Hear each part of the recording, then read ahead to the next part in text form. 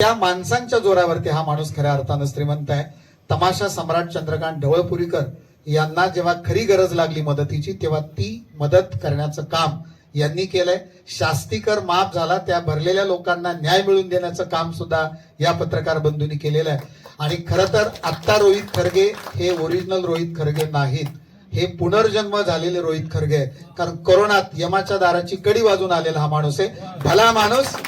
त्यांचा सन्मान या ठिकाणी होतोय आदरणीय डॉक्टर श्रीपाल सबनीस सरांच्या शुभ हस्ते. माननीय रोहित खरगे पिले तरी सुद्धा आजही ताठपणाने ते वावरत असतात आणि आपल्या लेखणी म्हणा किंवा कार्याच्या द्वारे आपल्यापर्यंत ते पोहोचत असतात. भला माणूस ज्याचा समाजाला लाभ होतो तो भला माणूस माननीय श्री रोहितजी खरगे. यानंतर पद्मश्री रात्रभर विचार करत होतो. सकाळी सकाळी शुभ सकाळ म्हणून येतो ना आपल्याला संदेश, त्या वेळेला वेगळाच संदेश आला आणि मग रोहितजी माझ्या डोक्यात येत झाले. अरे जवळ असलेला रोहितजी, तर आपलं जीवन मी बराच वर्ष पाहतोय. मग अशी सांगितलं तुम्ही कसं जगलात, कसं हे झालं, त्याच्यावर मी काय बोलणार नाही. परंतु तुमची जनमानसामध्ये जी पकड आहे, थोडक्यात सांगायचं, मध्यंतरी निवडणूक झाली आणि खासदारांच्या बरोबर तुम्ही होता. कुठले खासदार सांगा ना? हा, शिरूरचे खासदार, त्यांच्या बरोबर तुम्ही निवडणुकीशी द्या किंवा पिंपरी चिंचवड महापालिकेचं एखादं टेंडर द्या, काय असं जर तुम्ही सांगितलं त्यांना तर ते सहज तुम्हाला देऊ शकतील. किंवा आता ते प्रकरण घडलं, ते टेंडर आता जाऊ द्या, आता मी नवीन घेतो चांगलं करतो, असं का नाही करत होतो?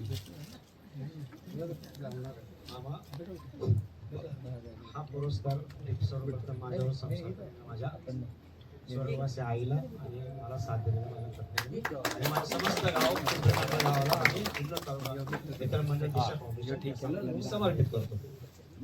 तुम्ही म्हणालात की प्रत्येक माणसाचं एक वेगळं जगण्याचं एक असतं, त्याचप्रमाणे माझे जगण्याचं एक वेगळं. नेहमी सन्मानाने आणि स्वाभिमानाने जगलो. तुम्ही जे म्हणालात की मी खासदारांबरोबर मी होतो, परंतु भाऊसाहेबांना माहिती मी सर्व पक्षीय मित्र आहे.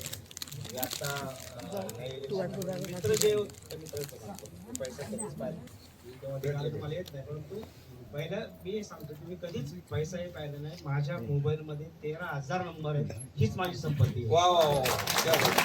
आणि त्याच्या वाचून कधीच आढळून झालं. मला ज्यावेळी कोरोना सारख्या बाहेर म्हणजे त्यावेळी अगदी एंडला गेलो होतो, त्यावेळी ते डॉक्टर विनायक पाटील माझ्यावरती उपचार करत होते आणि शेवटी त्याला म्हटलं की मला जाऊ द्या.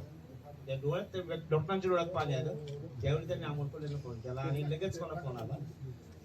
ते मला म्हणाले तुम्ही जिम करताय, तुम्हाला व्यसन नाही, काही तुम्हाला होणार नाही, मी ठरवलं आता मारायचं नाही. 18 दिवसानंतर बाहेर आलो. रेमडेसिवीर 8 रेमडेसिवीर झाल्या होत्या. त्या रेमडेसिवीरचा परिणाम झाला, माझे 2 खुबे गेले. ते खुबे पुन्हा ऑपरेशन केलं, पुन्हा उभा राहिलो, पुन्हा कॅन्सर झाला. त्या कॅन्सर मधून सुद्धा बाहेर येताना ज्युपिटर सारख्या महागड्या हॉस्पिटलमध्ये होतो, पैसे नव्हते, परंतु हा जो शूटिंग होतोय माणूस आणि इथं जपलेले बरेच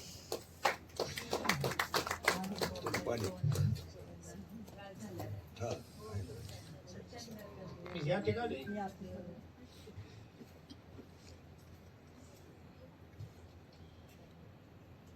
माझे मित्र या ठिकाणी आहेत. सर्वांनी त्यावेळी जुन्नर तालुका मित्र मंडळ असेल, भाऊसाहेब गोरेपासून सर्वांनी मला मदत केली आणि त्यातूनही मी बाहेर आलो.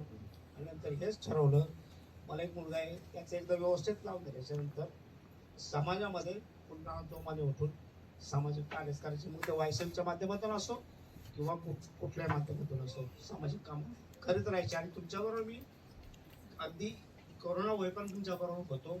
त्याच्यानंतर आपले साथ काही दिवस सुटले, आता ते पुन्हा यानंतर पुन्हा आपण जोडू. आणि हा भला माणूस याचं नाव आहे भला माणूस. याच्या जाहीर झाल्यावर मला खरंच एवढे SMS आणि एवढे फोन आले, तुला साजेसा असा पुरस्कार तुला मिळालेला आहे आणि खरंच तुमचे खूप खूप नाही नाही माझे नाही तुम्ही- सुर्वे मला एक आतापर्यंत मी हे सांगतो की मला आतापर्यंत खूप पुरस्कार मिळाले, परंतु हा माझ्या जीवनातील सर्वोच्च पुरस्कार आहे. मला जे म्हणायचं होतं एकच ओळीत उत्तर दिलं तर सुर्वे सर ज्या वेळेला पिंपरी चिंचवड मध्ये यायचे तर त्यावेळेला त्यांची बॅग धरायला त्यांना धरून कुठे जायला वगैरे हे होत होतं आणि त्यांच्याच सासवडला सासवडला सुद्धा त्यांच्या नावाने काय तुम्हाला जो सन्मान मिळाला आहे तर तुम्हाला काय वाटतं याच्याबद्दल? खूपच म्हणजे अगदी भरून आलं. अशा थोर व्यक्तिमत्वाच्या नावाने पुरस्कार मिळणं हे अगदी भाग्य लागतं. जन्मशताब्दी म्हणून तो अगदी- तुम्हाला अगदी दिलाय. भाग्य लागतं अगदी.